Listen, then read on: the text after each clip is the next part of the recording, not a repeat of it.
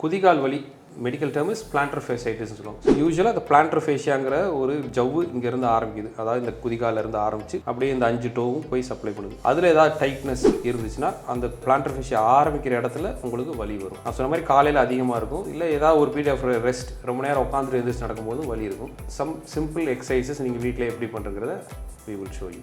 So முக்கியமான காரணம் இந்த குதிகால் வர்றதுக்கு இந்த கெண்டக்கால் மசில் சொல்லுவாங்க, காஃப் மசில் பின்னாடி இருக்குது.